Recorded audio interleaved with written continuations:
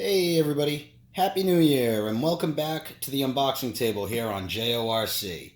Today we're going to take a look at the HUINA Toys 1592 excavator. This just got dropped off the other day. Looks pretty dang cool. Let's just jump in and take a look at what we got here. As you can see, the box is pretty classy looking. I love the photo is fantastic. The black background, everything looks really classy. You can see we've got this nice carrying handle up at the top here. Pretty cool. On the side, it just says HUINA. On the back, we've got some more graphics. You can see the machine again. Professional RC excavator model with 22 functions. 1/14 scale, which we'll talk about in a minute. We've got some other information listed up here, but this is all in Chinese, so I'm just going to skip that for now. We've got some information on the bottom of the box, but that's all in Chinese as well, so I can't read any of it.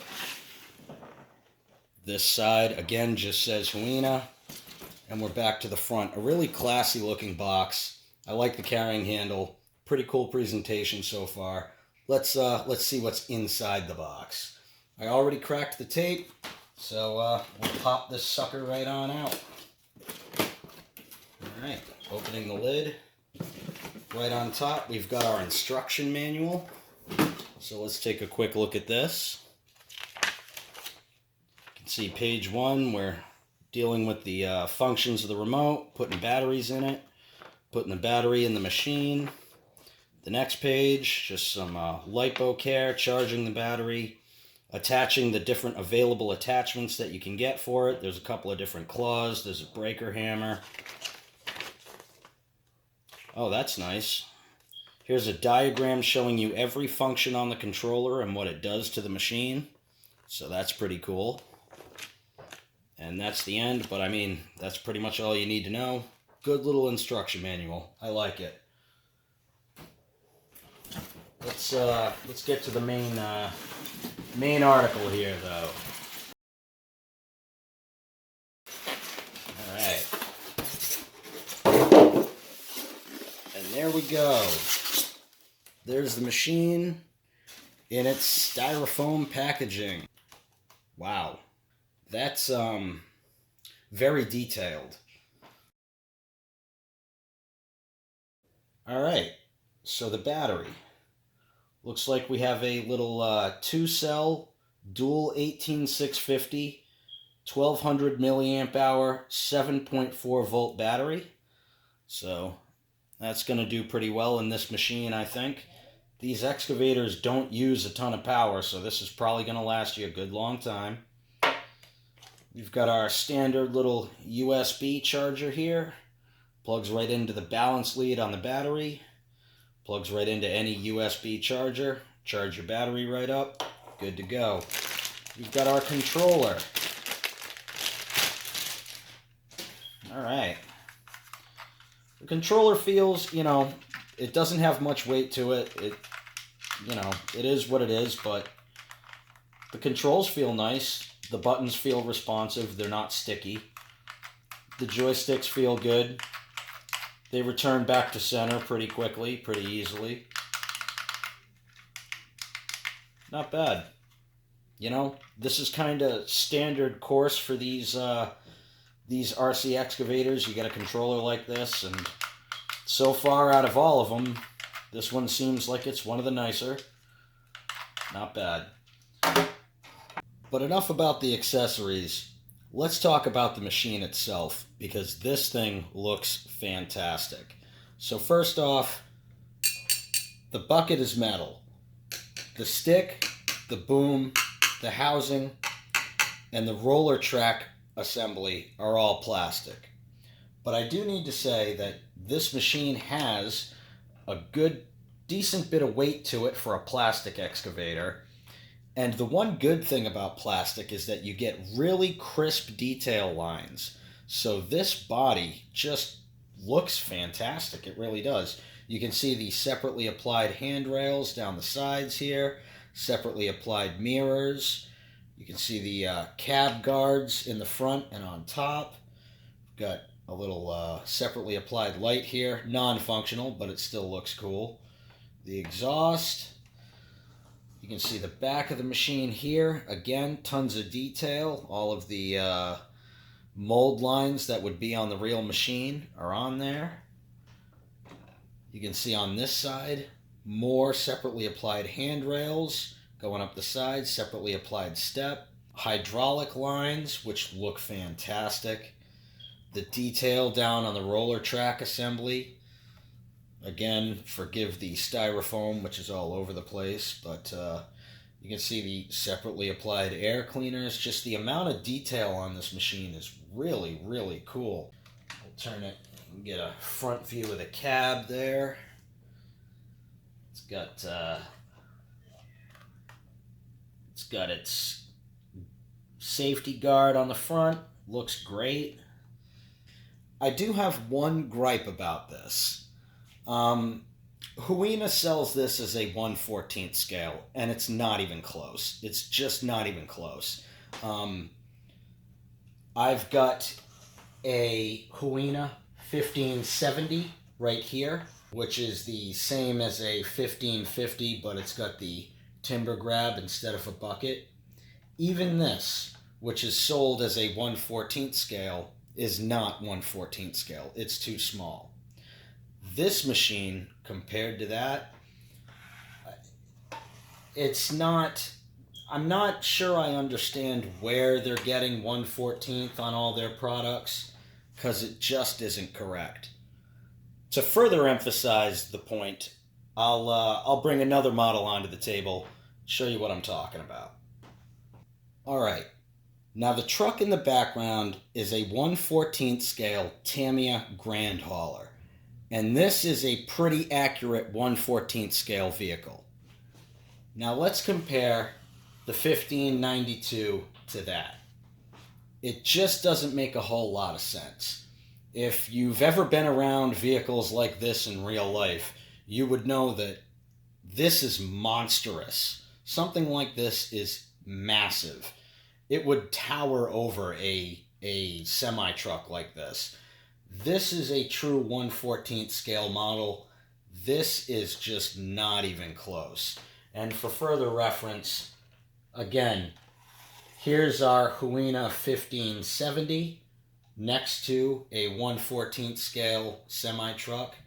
It's closer. It's not as bad a discrepancy, but it's certainly, again, not accurate. I think this is closer to a 1/18 scale, maybe 1/20th. I think probably about 1/18th. This, I'm guessing, honestly, is closer to like a 1/24th, maybe 1/28th scale. If this were 1/14th scale like it says on the box and like it's advertised as, it would be huge. It would be huge, and it would be a lot more than they're selling it for. So I think it looks fantastic. I love everything about its presentation, its details. It looks great. I just don't like the fact that this is sold as a 1/14th when it's just not even close, as you can see. But you know what? That being said, again, if it were 1/14th, it would be huge, and it would be way out of my price range. So let's just take it for what it is and move on. So to put a battery in this machine, you need to turn. There's a little lever on the top here that you turn, and this battery door pops out. And you can see that right there. You got a little smokestack. Again, a nice detailed plastic piece. And our battery goes right in here. You can see our little pigtail right there. So let's charge up the battery, throw some fresh batteries into the remote, and see what this machine can do. All right, ladies and gentlemen, here we are. It's got a freshly charged battery in the back of the machine here. We've got 3 fresh AA batteries in this controller. Let's go ahead, power this baby on, and see what it does.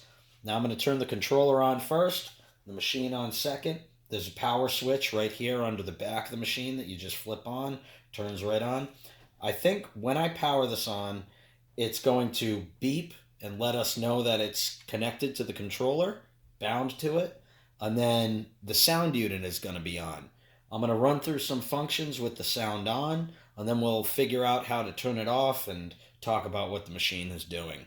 But flip that on, power. You heard the beep, which lets us know that it's bound to the controller. The machine started up, the sound is on. Let's run it through the functions.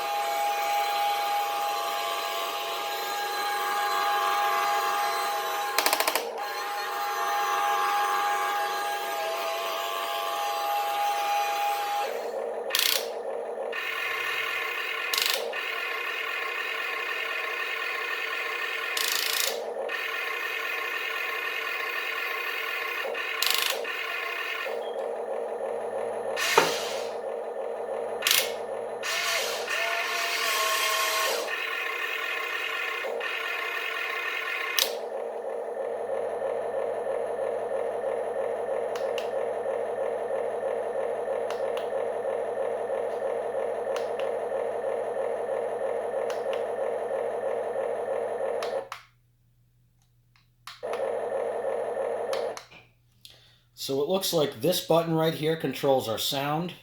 This controls the lights inside the cab. You can see the red and blue flashing LED. And yeah, I like the controls. They feel really good. A note against the 1570, I like the controls on this a little bit more. The tracks are on these buttons up here. All of the arm, or I should say the boom and stick functions and bucket are on these joysticks, which makes it a lot easier. When you're running a machine like this, you pull it up to a location and then you want to use the machine to manipulate everything around it. So these controls are very nice. And then when the machine does need to move, you've got each side is controlled independently here.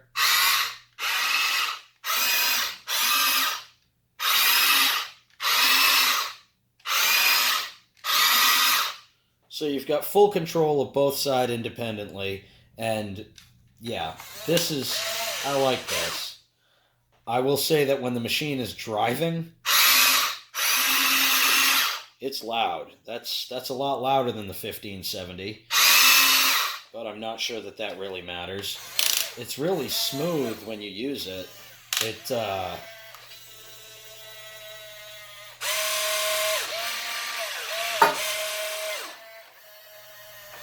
Yeah, I like this. Wow, that's nice. That's just nice to control. Now, I'm brand new. You're watching me drive this machine for the first time. I'm sure once I have some time under my belt, I'll be a lot smoother with the controls. So please forgive my my jerky motions here and not really making the machine look all that great. I don't really know what I'm doing. I'm just having fun. This is a great looking machine to do it with. Totally impressed with it, especially at the price point, which I will tell you guys, this machine is available for under $200. In fact, I paid well under $150 for this, and at that price point, I think it's a fantastic bargain. It's going to be a lot of fun. I wish I could take it outside and dig with it right now for you guys, but it's currently January in New England, and the ground is frozen solid. So, as strong as this machine might be, I highly doubt it's gonna have much purchase on what's going on out there right now. Certainly, when the ground thaws out, I'll be going outside and digging a hole. But until then, I can say that the machine functions really well. I'm going to see if I can take the claw off of my 1570 and put it on this machine just to play around with it inside the house for a little while and maybe get a better feel for how strong it is. I think it's definitely a lot heavier than the 1570. Oh, by far, by maybe 2 pounds. So I think it's probably going to be a lot of fun with the claw on it. It'll move stuff around, and that's gonna be cool to play with. Other than that, all I can say is pretty impressed. Oh, we're smacking machines now. Pretty impressed with it. There'll be a link down below to the Amazon listing where I purchased this one. Depending on what time, when you're watching this video, I can't tell you that it's the best price on Amazon at any given point, but as of me posting this, I'm pretty sure it is right now. And the machine arrived safely. Took about 2 weeks to get here. I'm happy. I think it was money well spent. Again, I'm not really thrilled with the fact that this is sold as a 1/14th scale machine, but it is what it is. So, you know what? I think that about wraps it up right now for the 1592. This will definitely be back on the channel when the weather gets a little bit better. You'll see this machine digging. Maybe I can come up with something to do with it until then. Anyway, thank you guys for tuning in to JORC. Give us a thumbs up if you haven't. Go ahead and subscribe if you haven't. There's going to be a lot more fun content, including these machines, coming up on JORC and a lot of other stuff. And yeah, thanks again for watching. We'll see you guys next time.